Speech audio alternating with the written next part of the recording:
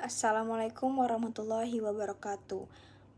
Perkenalkan, nama saya Siti Aisyah dengan NIM A1S1230013. Saya mahasiswa program studi bimbingan dan konseling Universitas Jambi. Pada video ini, saya akan memaparkan hasil laporan benchmarking saya yang berjudul Benchmarking Bimbingan dan Konseling Berbasis Studi Kasus yang ada di UPT LBK UNES. Objek kajian dalam laporan ini adalah UPT Layanan Bimbingan dan Konseling Universitas Negeri Semarang atau yang biasa dikenal sebagai UPT LBK UNES. Benchmarking ini dilakukan untuk memahami bagaimana layanan bimbingan dan konseling diterapkan secara nyata di perguruan tinggi. Mahasiswa sering menghadapi tekanan akademik, tuntunan sosial, serta kebingungan dalam merencanakan masa depan. Oleh karena itu, layanan bimbingan dan konseling menjadi bagian penting dalam mendukung kesejahteraan psikologis mahasiswa. Melalui benchmarking ini, saya mencoba membandingkan antara teori bimbingan dan konseling dengan praktik layanan BK yang diterapkan di UPT LBK UNES. Saya akan memaparkan profil lembaga. UPT LBK UNES merupakan unsur pelaksanaan teknis di bidang bimbingan dan konseling yang berada di bawah koordinasi Wakil Rektor Bidang Akademik. Lembaga ini berperan sebagai pusat layanan kesehatan mental dan pengembangan diri bagi sivitas akademika, khususnya mahasiswa. UPT LBK UNES tidak hanya menangani masalah psikologis, tetapi juga aktif dalam upaya pencegahan dan penguatan kesehatan mental. Dalam pelayanannya, lembaga ini menjunjung tinggi prinsip profesionalitas, kerahasiaan, dan kemudahan akses layanan. Sasaran utama layanan adalah mahasiswa aktif dari jenjang diploma hingga pasca sarjana. Mahasiswa dipandang sebagai individu yang sedang berkembang dan berada pada fase transisi kehidupan, sehingga rentan mengalami berbagai masalah. Selain mahasiswa, dosen dan tenaga kependidikan juga dapat menjadi sasaran layanan dalam program tertentu. UPT LBK UNES menyediakan beberapa jenis layanan.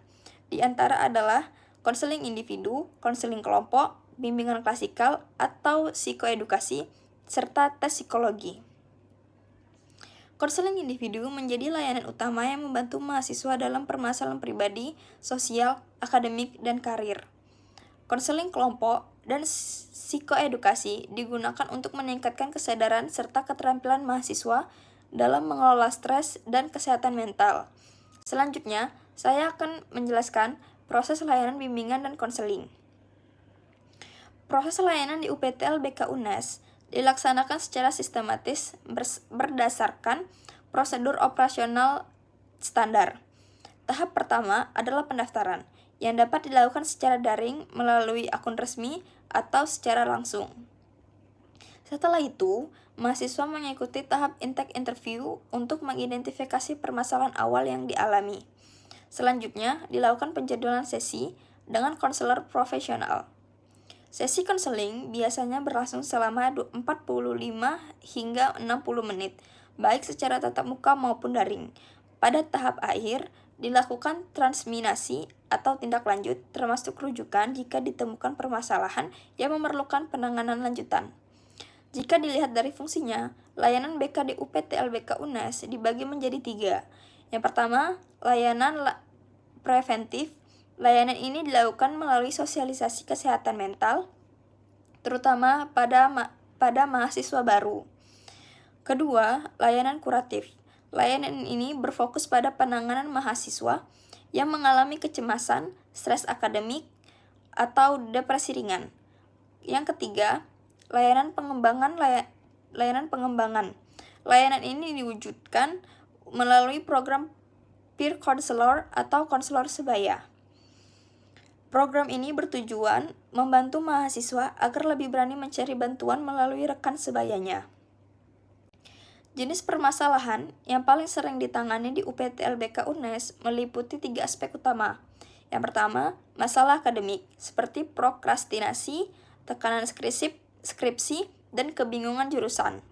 Kedua, masalah pribadi dan sosial, seperti quarter life crisis, atau konflik hubungan, dan masalah keluarga. Yang terakhir, yang ketiga, masalah karir yang berkaitan dengan kebingungan menentukan arah pekerjaan setelah lulus.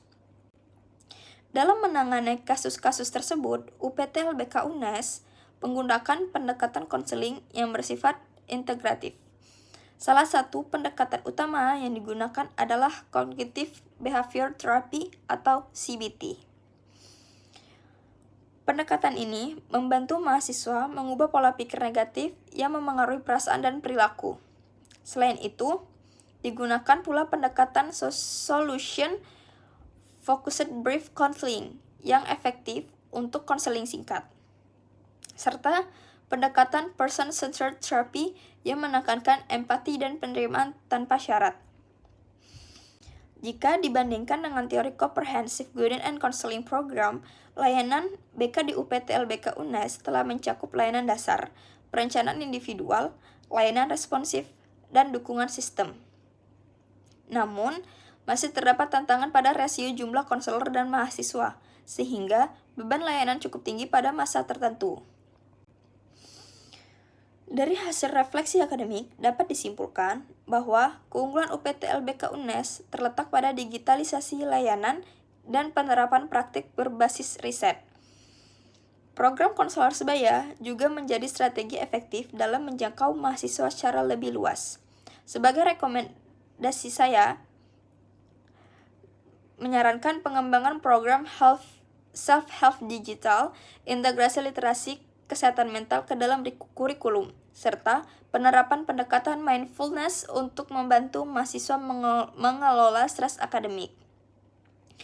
Sebagai penutup, melalui laporan benchmarking ini, diharapkan mahasiswa BK dapat memahami praktik layanan bimbingan dan konseling di perguruan tinggi secara lebih komprehensif.